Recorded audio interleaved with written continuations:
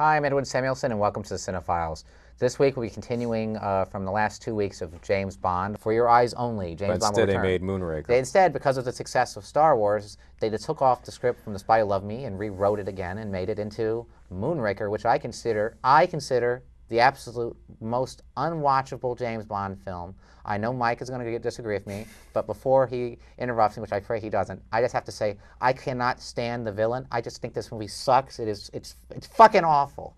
Please, Mike, take it away. I can't comment. I could not disagree with you more. I hate it. Now, for people who criticize aspects of the film for like the over-the-topness and the silliness, I understand that.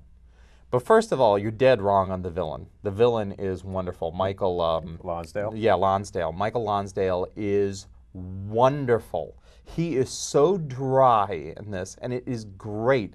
He has some great lines, like when Bond discovers that they're making poison gas in this particular, has a laboratory, and then he brings M in along with, I think, an ambassador of this particular area, and they wear gas masks, and Michael Lonsdale's line is I simply do not understand this British humor. I think that's wonderful. I think he's great from beginning to end. Coming back This to is the Earth. problem of Moonraker. Please. I mean, Moonraker was the first Bond movie I saw in the movie theaters. I think all of our generation. Yeah, it was same probably. here, same and I here. loved it when I was a little kid because I didn't.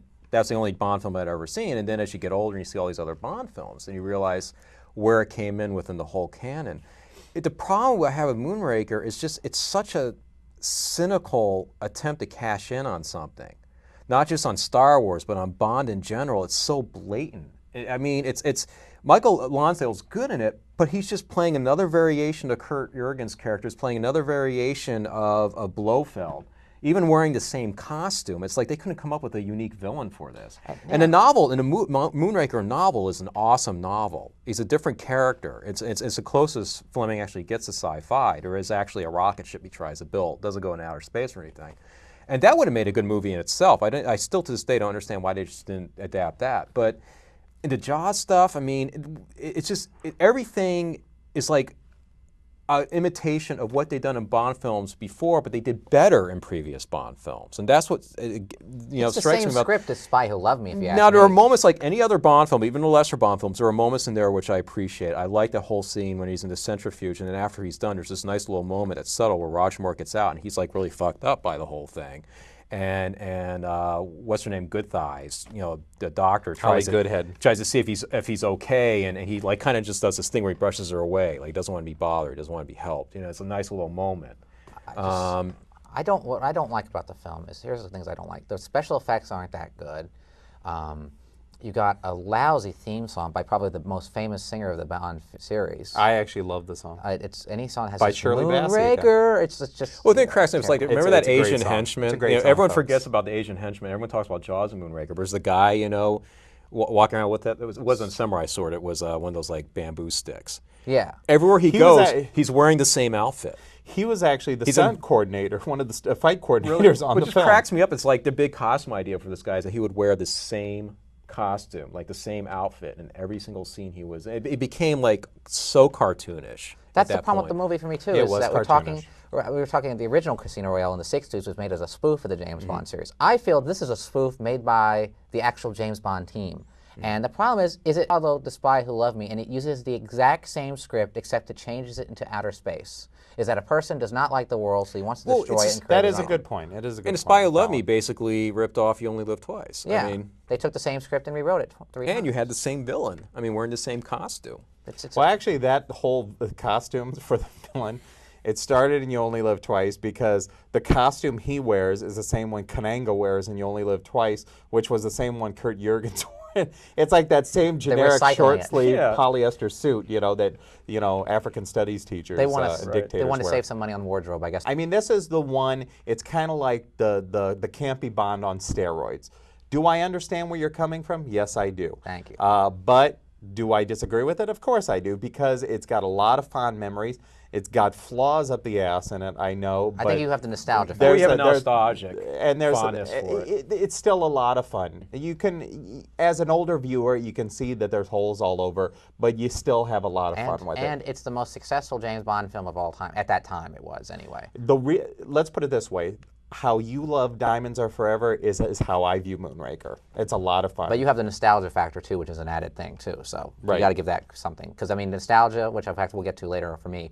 Spy Who Loved Me, For Your Eyes Only was announced, because like I said, The Spy Who Loved Me. I'm sorry, The Spy Who Loved Me. There was For Your Eyes Only was announced, but because Star Wars, Moonraker was followed, but then they decided to finally film For Your Eyes Only, and this time they decided to take a serious approach and to counteract all the criticism from the goofiness of Moonraker and The Spy Who Loved Me and the other ones. So they decided to get second unit director John Glenn, who directed every single James Bond film of the 80s, to make his debut with For Your Eyes Only, which I consider to be Roger Moore's best film as James Bond. It takes a very good story, and Julian Glover plays the bad guy. Superb.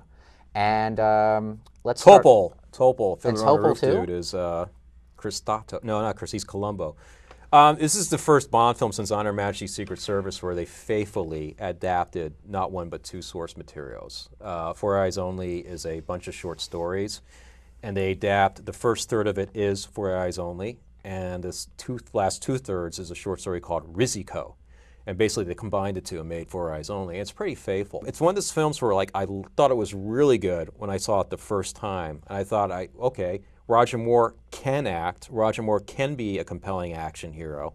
But it's one of those films that every time I see it, to me it tends to date the worst out of all the Roger Moore films. I already know why. I agree with you on some extent. The Bill Conti's disco type Yeah, the score. disco soundtrack. Wow. And also Roger Moore just looks Old. weird in it. He's Not just old, but he looks weird. Like his hair looks weird, and it's like, yeah, he gets older as the Bond films go on, but at least they have fun at his expense a little bit. Like in this one, it's just strange to watch the whole thing with him and Lynn Holly Johnson's kind of cringe-inducing. It looks like his daughter, because he's so young compared to because he was like about 55, if I'm not mistaken. Yeah, he was like in his mid-50s when he was doing that. And I mean, he has a great story, but even like the way it's directed and the editing is, when John Glenn took over, with few exceptions, his films pretty much felt like they were made for TV, in my opinion. I disagree. I think John Glenn was a very good director. But I think it's one of the most forgettable Bonds. I can't remember anything about it. Yes, you do. In fact, we were talking about it earlier. Well, about the demise dumping of Blofeld Blofeld. into the Which is into the such an smokestack. odd It's teaser such sequence. a They just wanted to get rid throwaway. of the character so that they could say that we don't but need this. it's like it's so It's out such a of throwaway. But it's so out of tune with the rest of the film. It's like it shouldn't have been there. They should have had a bet, and it starts off with this sort of like homage to On Her Majesty's Secret Service, which is a nice little touch, but then it turns into this far-flung weird thing. The reason that I think it works and the reason I like it is that it takes the serious approach, and Roger Moore is probably one of his best performances as James Bond, I thought.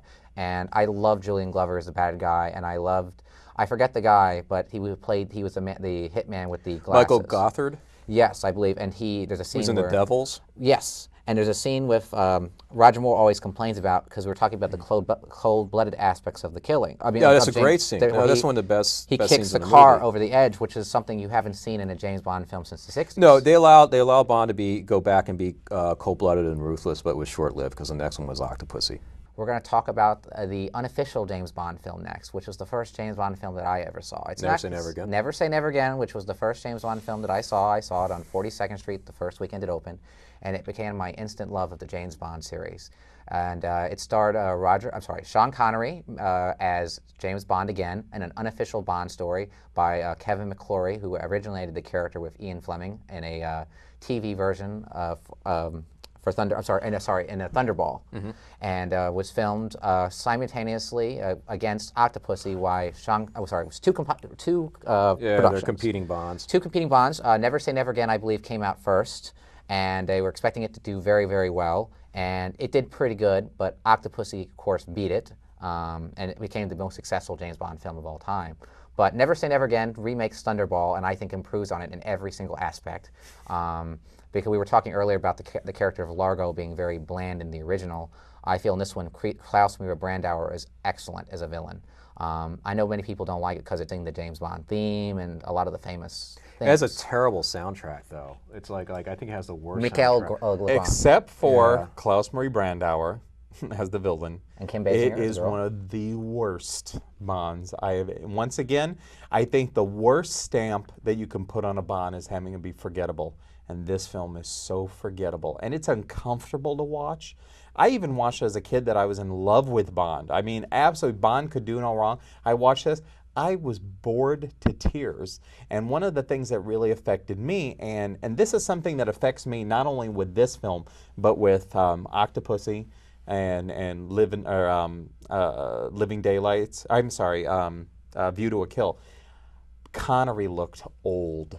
He didn't look as bad as Roger Moore. He though. looked old. No, he looked like an old guy running around doing stuff. Which is weird because he was younger than Roger Moore. And Roger Moore in Octopussy looked old. Right.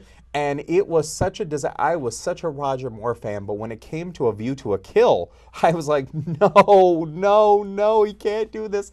And sure enough, you saw View to a Kill, and you're like, this franchise is dead. I mean, it's dead. Well, Eric, what do you think of Never Say Never Again? I liked it better, again, like from For Your Eyes Only, I liked it better the first time I saw it. Then when I go back to it, it doesn't hold up for me at all. I find more things wrong with it. I think Connery, for the most part, is good in it.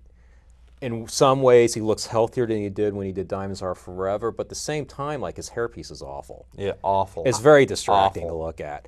And I think Klaus Maria Brandauer, ironically, is one of the best villain performances in a Bond series. Too bad he wasn't in a better film. And I like Kim Basinger is a terrible. Barbara Carrera as Fatima Blush. I think she was a lot of fun. Kim Basinger was a terrible I didn't think she was Bond bad. girl. I thought she was terrible. Kim Bond girl. Basinger is just kind of She's window dressing. yeah, she's beautiful. but there was I don't know. There was things in it that I agree with Mike. For the most part, it's not very memorable film. I think it's a lot better than Thunderball. I'll watch it and I'll be like, oh my God, there's a scene where she's going to be sold into white slavery and he saves her on a horse. But I always forget about that. Every time I watch a film that comes and go, oh yeah, there's that scene. It's like this Like weird. I said, the worst stamp you can put on a Bond film. Forgettable. There's some very scary scenes in that movie though, like with The best scene in the movie for me actually is all that stuff that happens when he's in a health club. You know, and then he throws the urine sample. Yeah, the urine. That whole fight great. scene is great. Fight scene. It's just there's nothing that's as good as that after that or as memorable. I think it's a big improvement under Thunderball, and I think that Sean Connery is the Directed by definitive Irwin Kershner of Empire Strikes Back, by the way. Bond. Yeah. Irwin Kershner. That's what I said, Irwin Kershner. Yes, he did. Yes, he did. But let's get on to the next film, Tiger. which now we'll get back to the official James Bond series, which is Octopussy, which is another film that I saw in the theater, and I have fond memories of. It stars again Roger Moore as James Bond, and in this one he goes undercover into a Russian circus to find out about a Fabergé egg. I thought was kind of a unique plot. It stars Steven Berkoff as the bad guy, who's actually very good. In this one, unfortunately, Roger Moore really does look very old, and it's starting to show. I mean, he's ready to get his senior citizen Metro card in this one. His AARP Which is membership. too bad because of all the Roger Moore 80s campy ones. Yeah. It's actually, it works really well for a funny Bond because somehow it's just, you know, if you don't like your Bond funny, fine, and you don't want to see his film. But if you don't mind a funny Bond, I think this is actually one of the better made ones because the stunt work in this is phenomenal. Especially on the train. And you could tell what happened. Raiders of the Lost Ark came up, and it's like suddenly everybody's like, oh shit, we got to make our films like that now. And so you could see like there's this influence in this film where like, okay, we got to take this to 11. We got to have this whole train sequence, and Steven Berkoff is great in it as that little side villain. And He's good. for some reason, it's more memorable. And once again, I had problems with this film. The only thing I really respected about the film is bringing back Maud Adams as an older Bond girl. Yeah. I respected him a lot for that. I thought that was really good to do, but. It's a tough one to watch. You got me in the mood to watch it again. Because of Roger Moore. Because Roger Moore's so I old. don't disagree. I mean, it's tough, and he can do some stuff, but it's past the point of believing that he can pull off these stunts and be this type of super agent. It looks like he should be taking his Geritol. It doesn't look like he can beat these Well, guys. I mean, he not- looks. not I'm that serious, bad, but he can't beat up somebody who's like, you know, it's like you've got Arnold Schwarzenegger in his prime fighting. It's like the But problem. it has some great bizarre sequences, like the whole. I mean, yeah, it's sort of comical when he's dressed up as a clown, but at the same time, it's kind of a Hitchcockian idea, you know. There is some scary scenes though where another agent is dressed as a clown and he's running for his life, and that's probably the most terrifying moments I've seen. And there's in a lot Bond of suspense leading up to that moment. I like when, the plane. They try to stop the plane stunts. I thought were interesting. And a great song by Mrs. Chris Christopherson at the time, Rita Coolidge, All Time High. It's okay. It's an okay. I like it. Oh, this is it. Because and I have nostalgia, I guess, for it too. It was a good. It's a good James Bond film for Roger Moore, and it's the last good one that he would make. Which we can agree on. View to a Kill. View to a Kill. Okay. Well, after Octopussy, there was a big problem where Roger Moore said he didn't want to do it anymore. Actually, this was with Octopussy. Actually, he did not want to do it anymore, and many actors screen tested for the role, including James Brolin. James Brolin. Yes, and actually, it was pretty weird to see that screen test, which you can see on the DVD. I was like, James Brolin? You mean the brawny man from the Amityville Horror? Yes, that one. But no, Roger Moore came back and said he was going to do one more film, and this time he did it with a huge cast of, in fact, the first time, I believe, that an Oscar winner played a villain, and that is Christopher Walken, who is a lot of fun. Not the first choice. First choice was to be David Bowie, but he got hurt in a ski accident. He would have been pretty good, but man, Christopher Walken is the dude in this one. I like him a lot. Christopher Walken is the only really good reason to watch this film. And actually, another Barely. thing too, and let's not forget Grace Jones. She's a lot of fun, even though she's But totally Grace ridiculous. Jones, it's like... Well, there's a sex scene. It's like they do what they do with Jaws and Moonraker, so she becomes good at the end. You know, it's I don't know. I don't even think it's worth talking about this film. Christopher Walken's good in it. It's painful Tanya to watch Roberts because is Roger drunk Moore most looks of the time. really old. You know, even Really though old. ironically he looks healthier than he did in Octopussy. I think that he actually looks worse than this. He looks, in fact, there's so many scenes. You know why he looks better in this? Is because there's so many soft focus shots of him. The next films, the producers looked and were about to hire future James Bond actor Pierce Brosnan, but he was in a contract to Remington Steele and could not get out of it. Many actors screen tested for the role, including Sam Neill, and there's a screen test on the DVD of The Living Daylights. he would have been an interesting Bond. He would have been a very good Bond, but unfortunately it didn't Well, work out. he did a really good TV series called Riley, Ace of Spies. Which is And when I was, based on I a was real a character. kid living in England when that TV show was on, and I said immediately when I saw that this guy should be the next James Bond. Well, instead of going with him, they went with Welsh Timothy Dalton. actor Timothy Dalton, and he is makes a very impressive debut in The Living Daylights, which I consider a very good Bond film. And actually, it's ahead of its time. And in fact, I have to give it a lot of credit because it has to do with the war in Afghanistan and the Taliban, which is something you would not think about 20 years ago in the Ronald Reagan era. The Taliban are the heroes. And they're the heroes. And Timothy Dalton actually helps them against the Russians.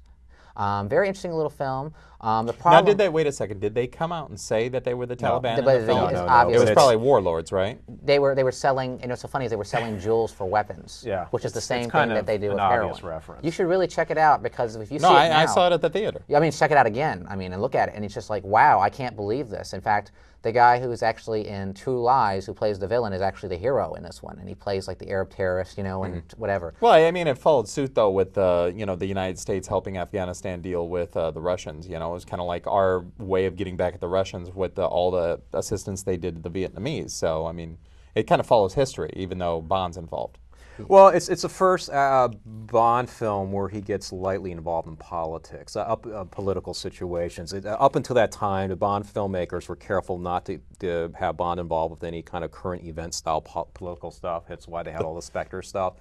This is like the first one where he's starting to like be a part of the real world, so to speak. And up to this point, it was probably it was the closest to Ian Fleming's concept of Bond in terms of Dalton's characterization. Physically, he kind of looks like the characters he's somewhat described, although he's not really described very specifically in the books. You have different descriptions kind of contradict each other. Dalton's good in it. I find that Dalton's an actor who I admire more than I liked as Bond. I think that he's a bit awkward when it comes to certain things, and I don't think it's entirely his fault. I think he needed a couple more films to meet his groove, and he only had 2 films. I think maybe he needed a better director to work on. He might need a better director, but I like Living Daylights a lot. I think it's one of the better Bond films. I like The Living Daylights, like I was saying, because it has a very good Bond debut, I think, by Timothy Dalton. I think he's very good. I think that I like that he's harder edged. Unlike Roger Moore, I got tired of the campiness. I mean, it was enough campiness that it would suit both audiences with the serious and the camp approach. It was a nice merging of the two. The problem is, and I will agree there is some problems, Marilyn Dabo is not very good as a Bond She's girl. not bad. She's not bad. Marianne She's not Marianne bad. Dabo is not bad. She plays a little bit of almost like, She almost plays that awkward feminist because she doesn't allow Bond to seduce her from the get-go. I mean, she slaps him, demands that he sleep in another room or whatever, and you're kind of like, oh, that's kind of weird because normally he gets the girl right away. And my problem with Living Daylights, not the strongest villain in the world. Stephen Burkoff and Joe Don Baker. I'm not Stephen Burkoff. I'm so sorry. It's what's his- Jerome Crabbe. Jerome Yeah. As the dissident that he rescues at And the Joe beginning, Don Baker. and not too terribly strong, and bringing Joe Don Baker, of course, back as the Felix. I don't know. Actually, this is his first appearance. You're thinking of a later film, GoldenEye. He comes Right. back in. But I like As Joe a Don different Baker. character. I like Joe Don Baker as the warlord general playing with the little figures. He's a and saving fascinating his character. I They think could have done more with I him, think though. probably the reason why the villains didn't seem it was a film that was more interested in plotting. It's the first Bond film in a while where they actually tried to make a sort of complex plot with twists and turns. You know, it's very reminiscent from Russia with Love, where you have more than one villain. They're all kind of like trying to play this chess game against each other. And I thought that was interesting. Again, the problem, if there's a big flaw with the film, I don't think the talent was there to pull that kind of thing off successfully. I think it's a good film. I like The Living Daylights a lot, and I like Dalton in this one. After The Living Daylights, they went on to film another James Bond film with Timothy Dalton, and unfortunately it would be his second and final Bond film, and it's one of my favorite Bond films. I know Eric previously said he didn't like it, and that is License to Kill, which actually is probably the most serious Bond film in the Bond universe, and unfortunately that is why some people don't like it, is that it takes on drug dealers, and Robert Davi is the villain, and Benicio del Toro. Yes, that's right, Benicio del Toro. So disagree with you. Oh, I'm looking forward to this one. That's why I'm... It's not the most serious. That's the problem with the film. They want to have their cake and eat it too. They took anything, any to charm a Bond. It's totally like took it out. They turned Bond into the accidental tourist of spies. I mean, Bond is so stripped of anything that makes a character compelling that he's like almost nondescript. Any actor could have done this. Any actor could have been thrown in that part. It didn't even have to be a James Bond film. Well, you talk about when you guys mentioned that Star Wars was such an influence on Moonraker. I felt Miami Vice was way too much of an influence on License to Kill. And I know what people like to say, oh no, this, some people say, well, they're trying to do a faithful rendition of Fleming's Bond. This isn't Fleming's Bond. Read the books. This is not Fleming's Bond. Fleming's Bond is not boring. He has some charm. He has a sense of humor. He does they took all of that out, and I felt so bad for Dalton that this was his swan song. That I think he deserved one more chance to really get it right. At least. And what really hurts it is that they're having at the time they're having MGM was having problems. They weren't sure what the future of the Bond franchise was. They cut their budget in half. They were originally going to. They had to move it from England to Mexico to save money. Yeah, they had to shoot the whole thing. They had to change the setting of the film in Mexico. Even then, they had a compelling idea where Bond goes in, he's going to infiltrate this thing and try to get them to trust him, and then try to destroy them within. Doesn't fulfill its potential. The whole movie feels like it's made for TV. The talent just wasn't there to pull it off. And I disagree with you being serious. I think people would like to think it is because of the film they made, because of the whole Fleming purist thing. But the fact of the matter is, there is all this stupid, campy stuff in it. I like the stuff with the preacher guy. All that stuff. The stuff in the bar fight in Key West, where he's fighting with all that stuff was just like jarring and silly when it just didn't fit with Dalton's person. What about the Alex Leiter character? The Felix. I'm sorry, Felix Leiter. But you know what? That stuff was okay. But that was. There's nothing you like about it. I agree with you. I like stuff. I got news for you. The Felix Leiter stuff. That stuff happens in. That's in a book, Live too. and Let Die. No, that's in Live and Let Die. That's the whole premise of Live and Let Die. But they didn't fit it into that film. They fit it into this film, and I for the rest of the it. book series, Felix Leiter walks around with like a hook hand. He's like a really cool character that never happens in the movies because they keep changing who Felix Leiter is. He's like this nondescript. So how would you rate this on your James Bond scale? I think it's one of the worst. I can't believe you I say think that. it's one of the great missed opportunities. I think it's a Bond film that. What's the problem with the script or the direction? The script, the direction, it's unimaginative. I thought the action sequences were pretty I think decent. the action sequences weren't bad, but it's like it felt like what was the trend that was happening at the time. It felt like like one of those lower budget Arnold Schwarzenegger like a movies, Cannon like film. Raw Deal, like a Cannon film. I like this film because too you got two beautiful women, Lisa I Soto. agree. I agree. And, This I can't believe on this film, Edwin and I agree the Two of the most. most beautiful Carrie women. Lowell is They're God, hot, beautiful, but they're And terrible in it. She's good, Carrie Lowell. I actually like Carrie Lowell in this. And The Robert other- Davi Carrie is a Lowell's very awful in Carrie, this. and Robert Davi is a terrific. She does a villain. lot of I wouldn't staring say at the terrific. camera and just sort of like this. That's kind of okay, acting. 'cause she's Hey, so I wanted to beautiful. see more of her. She was beautiful. And as Robert Yasmin. Davi is like one note. There's no arc. I mean, the whole film is just, okay, if that's the route they're going to go, they should have brought in somebody with the talent, to like go in this direction. But instead, they stuck with the same team, and I don't think these guys had the talent to really pull off what they wanted to do. Funny story about Robert Davi, about his performance in this. A critic wrote of his performance in License to Kill was him playing an evil version of Ted Danson, and he complained about that on the Arsenio Hall show. That's great. I like that. Well, I like License to Kill. It's one of my favorite Bond films. Eric doesn't think too much of it, but I don't mind Mike it. and I can't believe, actually agree on a Bond I don't film. mind it. I saw it at the theater. Ser- Really I mean, enjoyed just it. a whole- It doesn't age I'm well sorry. when you see it, It's but just, it's, I, no. Well, Hal, we can Hey, agree let's to put disagree. it. No, but I'll say this right now, though. After watching that film, Timothy Dalton did not deserve to get the X. No, he did not. No, he deserved another chance. He did deserve another chance, but he decided to leave because he had to wait 6 years for, He definitely has the worst. worst Bond hair No, it's the 80s. No, Can't well- do in any that. Bond film. That's the 80s for you. Well, anyway, that will bring this show to a close. Shouldn't one of us start singing a Bond song?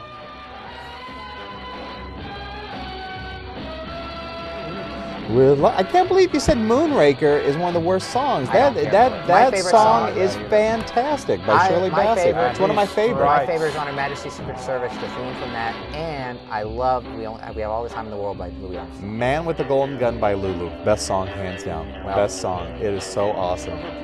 What about you, Eric? What's your favorite? I like Thunderball. I like Man with the Golden. I mean, I like Goldfinger, but I love Live and Let Die. It's a damn good rock song. We're all pretty good. Very, very good song. The Wings version much better than Guns N' Roses.